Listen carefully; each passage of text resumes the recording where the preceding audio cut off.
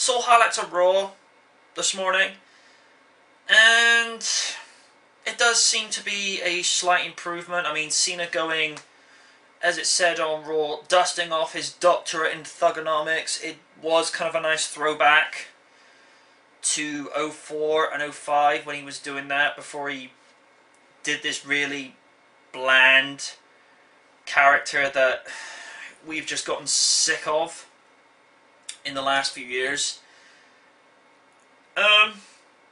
It's alright. I still think he needs to disappear for a bit. It's too much. It would be nice if he could actually turn heel, because if recent history is anything to go by, Cena just does not work as a face. And the game returning the way he did, it would have been nice if both him and Taker could have said something whilst they were both in the ring. I mean, it does look to a promising match at Mania 17, but if we all recall, 10 years ago, at Mania 17 at the Houston Astrodome in Houston, Texas, although the game put up a very good fight against the then American Badass before turning back to the Phenom, the game got defeated. Now, whether the game has come back to try and get a measure of retribution for what happened to Shawn Michaels last year, I don't know. Maybe it's because the game feels like he can be one of the few people to end the streak, but I don't know. To me, it doesn't look as though Taker is going to relinquish the streak. And I don't really want another situation whereby the Taker will go, well, if you want to face me at Mania, you got to put your career on the line. Although the game is in his 40s now, he's still got quite a little bit left in the tank. I mean, yeah, he's had some career-threatening injuries, but he's also smart enough to adapt and actually learn to work with whatever limitations it gives him. I mean, this is a guy who lives, breathes, sleeps, and drinks the business. You know, this is somebody who has given his life to wrestling. So much so that he's always trying to find things that can make it work. I know he's trying to branch out into acting, and from what I've seen of the trailer of The Chaperone, he does look as though he does have really good potential to actually make a good go of it. But I think it just would be nice if we saw him wrestling a bit more. I mean, we know he's the senior advisor to Mackie, which is kind of good. Which is good because the game has such a wonderful, knowledgeable mind of wrestling that if anyone is to give Vincent McMahon advice about where the WWE should go, it's the game. And forcing Cena and Miz together, even though it was for a short tag team reign, you're pulling a playbook from 4 years ago when you forced Shawn Michaels and John Cena to tag up together the night after the 2007 Royal Rumble. It's a thing with WWE. They are notoriously known for recycling storylines. I mean, one case in point, when The Undertaker abducted Theodore Arlong, was it two? Yeah, I think it's 2 years ago. That was mirroring what happened at Backlash '99 when The Undertaker abducted Stephanie McMahon. I mean, it would be nice to see if WWE could be a little bit original for a change. But this is WWE. At some stage, something's going to get recycled. But Mania does look as though it's going to be a good one this year. A lot of people are saying that Miz and Cena will probably be the main event where both guys get booed. And one guy I've spoken to saying, yeah, well, Cena, you know, what if Rock goes to Mania, screws Cena out the title. It's like, that'd be nice, but then we've still got Miz as champion. It's kind of a double-edged sword Flair has in the wrestling world, with being a recognized 16-time World Heavyweight Champion, and from when he was in WWE from 01 to 08 being a somewhat semi-retired wrestler. You know, I respect the guy for what he's accomplished, because he had the psychology to be a good, not only a good performer, but a good personality. He was very good as a heel and a face. Now, most people at 61 or 62, or, you know, let's just say early 60s, I mean, don't get me wrong, from what I've seen, he looks to be in great shape. But most people at that age, they might do, say, one time only, you know, wrestling matches, but he's still continuing to wrestle regularly. When you're at that age, the body can only take so much.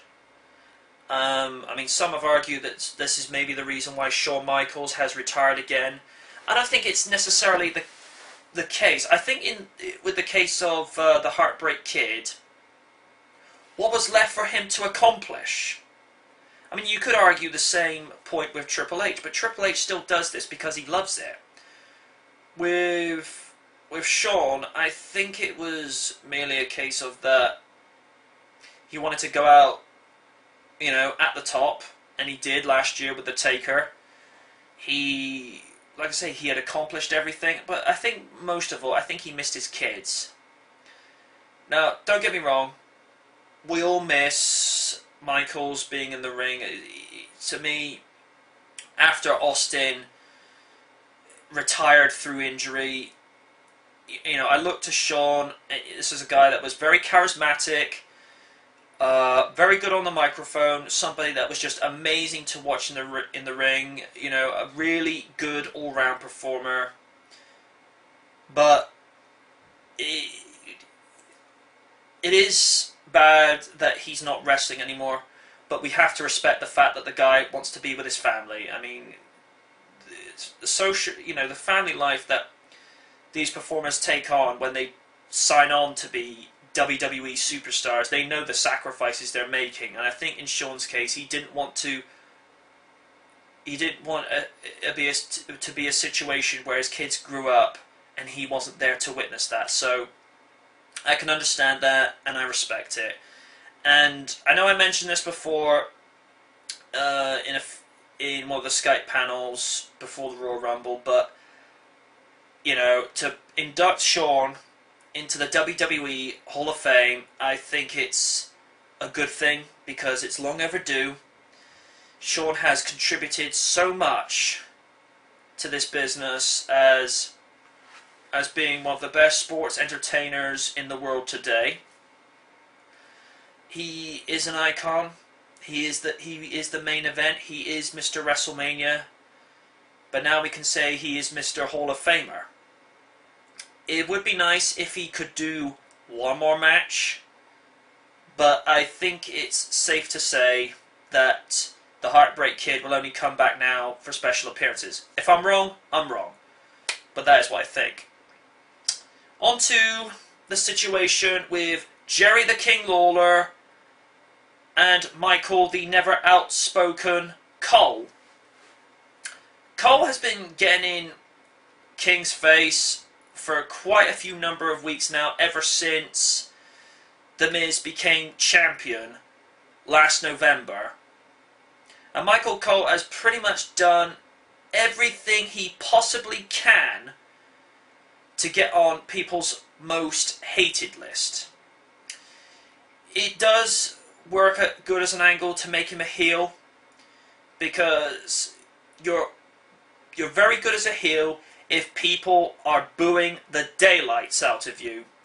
And last night on Raw, he got given that. Although, and I know it's just purely for story purposes, they didn't need to go there with the comments he made about King's mother. That was a bit in poor taste. And it would have been great if Lawler had become WWE champion and gone to Mania. But as a very good consolation prize, we're now gonna get to see Lawler versus Cole. And it probably is a sign that it's going to get King fired in the storyline. But when you consider what Jerry has done for the business in the last 40 years, all the titles he's won. I know he's never won a title in WWE, which I personally think is a miscarriage of justice, but that's my 2 cents, take it for what you will. It would have been nice if he had at least one title. I mean, another case in point, the night after SummerSlam in 2003, when Jonathan Coachman turned heel by because the day before, yeah, it was when he tried to, when he got involved in the Shane McMahon Eric Bischoff match, and King had, the next night on Raw, King had an Intercontinental title shot against the then champion Christian, who I'm glad to see back, by the way. And Coach got involved, and yeah, King never got to be IC champion, but it was a good way of making Coach a heel. I mean, Coach has a personality. He did get better with being able to come across as being someone as really dislikable, just to get in the grills of the WWE audience. I'm not going to say universe because that is slowly beginning to get annoying. But the angle that they're using to get Michael Cole to be one of the most hated people on the announcer's table, it's working. And when he was getting all excited that he was going to be calling the action for Mania, for Miz to be in the main event, yeah, that cemented that not only is Michael Cole a Miz fanboy, or a Miz boy, but he's now truly become beyond 100%, no money back guarantee, irritating. So, yeah, going into Mania, this one is going to be something a little extra special because we got the Great One back hosting. Now, whether he's going to get involved in some of the matches, I don't know. But it will be interesting. And, of course, Shattuck 2-3 is going to Mania. And I'm happy for you, buddy. I've never personally gone to WrestleMania, and I hope one of these days I get that opportunity to do so, because and it seems as though if Michael Cole does indeed accept King's challenge for Mania, then we're going to have Booker T as a commentator at WrestleMania along with Josh Matthews. I mean, to be fair to Josh Matthews, he is getting better. And of course we got Michael Cole as well. But see, here's the thing.